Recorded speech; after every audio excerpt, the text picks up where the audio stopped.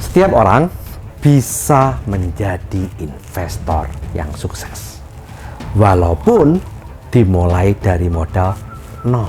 Asalkan saat kita mendapatkan uang dari hasil usaha atau gaji kita, gunakan uang tersebut untuk melakukan investasi untuk kemakmuran kita, bukan untuk dihambur-hamburkan untuk foya-foya, untuk lifestyle, atau untuk kesenangan sesaat. Ingat, kalau Anda ingin sukses, Anda harus mau menunda kenikmatan. Nah, investasinya pada instrumen apa saja? Mari kita kupas di video yang kali ini.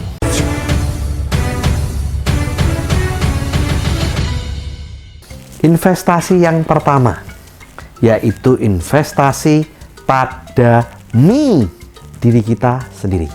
Orang tua kita memahami bahwa investasi terbaik untuk anaknya adalah di otak atau pemikiran. Makanya kita disekolahkan oleh orang tua kita, atau orang tua kita memberikan investasi terbaiknya dengan menyekolahkan kita sampai jenjang yang tertinggi. Saat ini rata-rata sampai jenjang S1 atau sarjana. Tapi cukup banyak juga yang disekolahkan sampai S2 atau bahkan S3. Sayangnya, tidak semua dari kita menyadari tentang hal ini. Sehingga kebanyakan dari kita saat sekolah bukannya mengejar ilmu, tapi mengejar nilai atau mengejar ranking. Ada juga yang nggak peduli nilai, nggak peduli ranking, yang penting happy. Banyak juga yang bahkan sering bolos sekolah atau kuliah.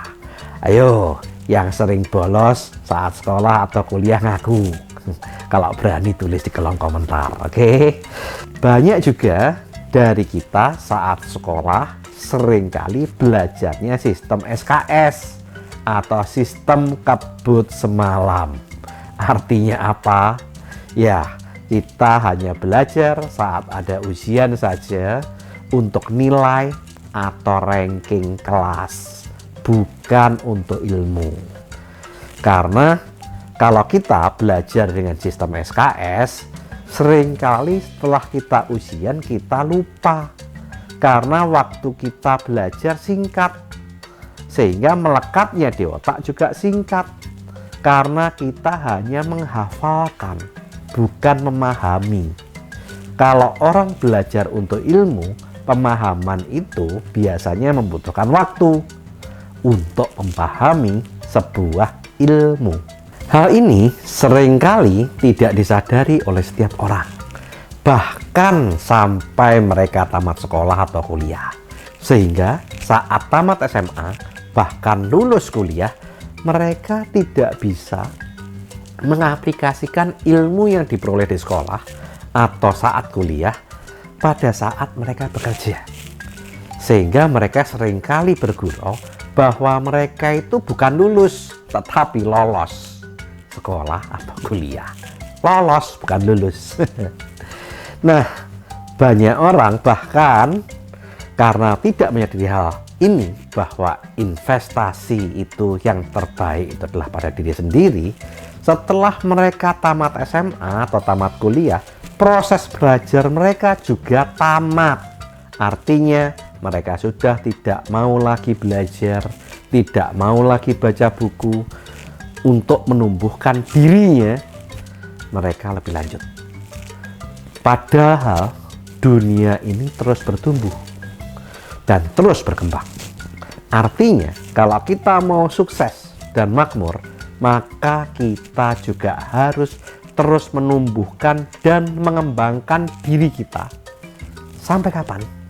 Sampai dipanggil Yang Maha Kuasa. Saya pribadi beruntung menyadari hal ini justru saat di akhir masa kuliah saya dan di awal masa saya bekerja. Saya menyadari bahwa untuk bisa sukses diperlukan pembelajaran tentang 3 hal. Yang pertama, technical skill. Yang kedua, soft skill. yaitu pengembangan diri seperti sikap atau attitude, kemudian keuletan, semangat pantang menyerah, good team player, leadership, emotional quotient, adversity quotient atau ketahanan saat menerima masalah, problem, spiritual quotient, dan masih banyak hal yang lain tentang soft skill. Dan poin ketiga yang harus Anda pelajari agar Anda makmur, Anda harus memahami tentang financial skill. Nah, masalahnya sekolah dan universitas hanya membekali diri kita tentang baca tulis, berhitung, matematika, IPA, kimia, fisika, yang mayoritas adalah technical skill.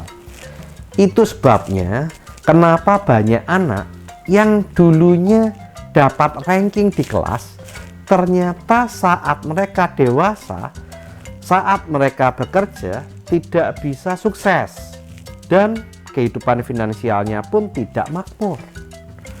Sebaliknya, ada anak yang saat sekolah tergolong dianggap kurang cerdas, tapi justru sukses dan makmur kehidupannya. Kenapa? Karena sekolah tidak mengajarkan tentang mata pelajaran soft skill dan financial skill. Sehingga untuk sukses, Anda harus mau mengembangkan diri Anda setelah kuliah dengan mengembangkan soft skill Anda dan financial skill Anda. Nah, sejak saya menyadari hal ini di saat akhir kuliah saya segera belajar dan berinvestasi baik secara waktu, pemikiran, bahkan uang untuk mempelajari tentang soft skill dan financial skill lewat buku-buku, kaset, atau CD, dan ikut seminar-seminar tentang pengembangan diri, tentang soft skill, leadership, dan finansial. Saya belajar bukan untuk nilai atau ranking, tapi saya belajar untuk pertumbuhan diri saya, me, membangun bisnis dan finansial saya, yang mana nilainya bukan angka di rapot, tetapi nilainya adalah pertumbuhan diri saya, pertumbuhan bisnis saya, pertumbuhan aset saya, pencapaian impian-impian saya, dan kemakmuran saya, dan kebahagiaan orang-orang yang saya cintai. Dan saya paham untuk nilai pertumbuhan diri, bisnis, aset, impian saya tidak bisa dengan cara belajar SKS, karena saya belajar bukan untuk nilai angka di rapor, tapi nilai-nilai di kehidupan saya. Dan saya menyadari untuk mendapatkan pertumbuhan diri, bisnis, aset, dan impian saya harus terus belajar sampai dipanggil Yang Kuasa. Saat ini kita semakin diuntungkan dengan era internet. Belajar itu jadi lebih mudah dan murah karena banyak cara belajar gratis. Apapun yang mau kita pelajari saat ini kita bisa searching di Google, di YouTube, atau banyak aplikasi-aplikasi lain. Tetapi kalau kita mau lebih cepat belajar, di samping lewat internet, Anda juga bisa belajar ke ahlinya dengan cara mencari mentor. Bagaimana menemukan mentor? Mudah. Saat ini Anda bisa mencari mentor lewat seminar-seminar berbayar, seminar-seminar yang diberikan oleh para ahlinya, dan membeli buku-buku pertumbuhan diri.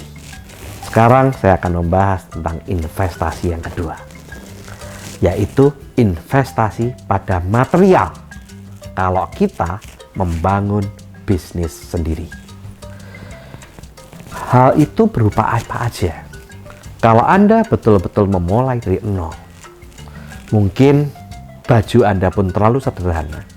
Saat menerima gaji atau mempunyai hasil usaha, hal pertama Anda harus mau beli pakaian yang layak untuk berbisnis, sepatu bisnis, dan hal-hal yang lain yang menunjang penampilan kita.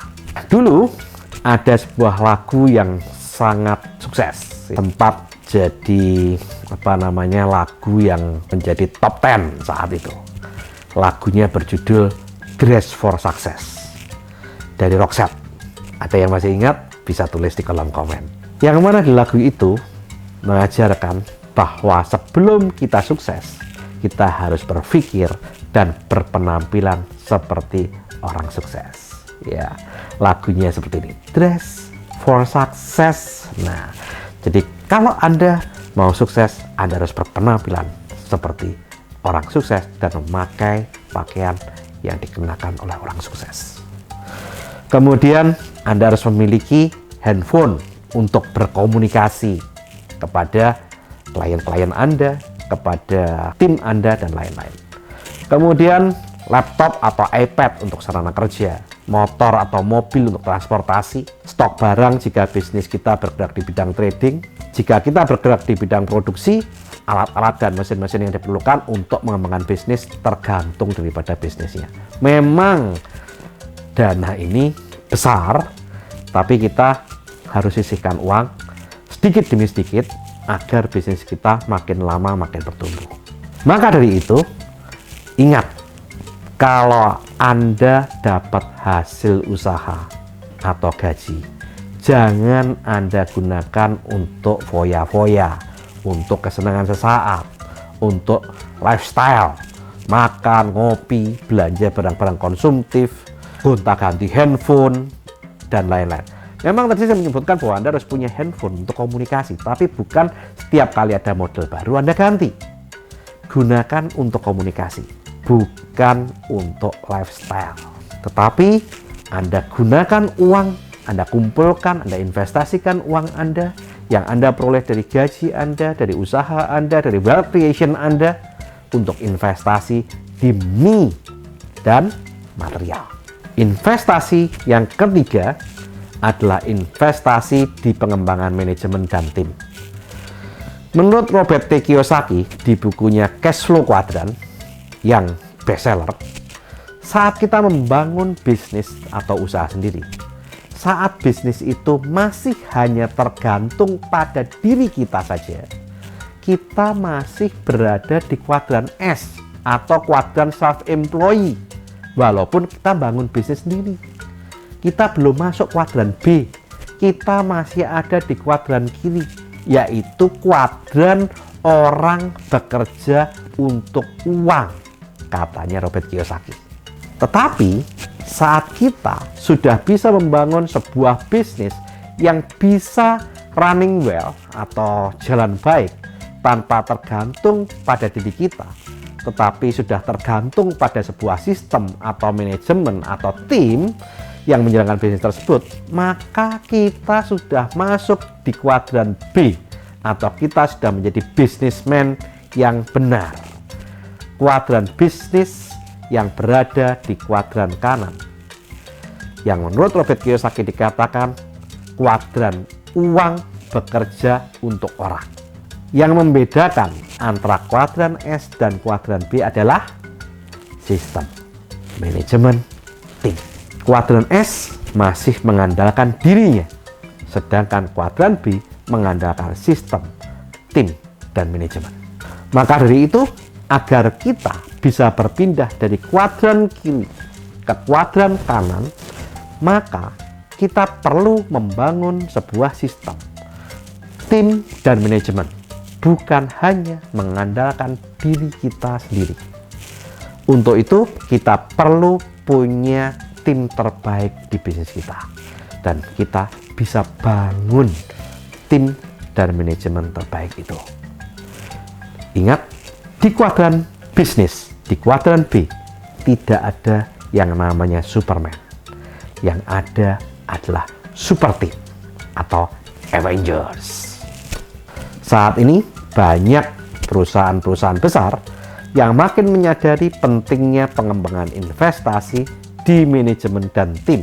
Maka mereka punya yang namanya bagian human capital atau sumber daya manusia, yang mana mereka memberikan training berkala kepada tim mereka, karyawan mereka, manajemen mereka, bahkan mereka punya learning center untuk pengembangan diri tim, manajemen, dan karyawan-karyawannya.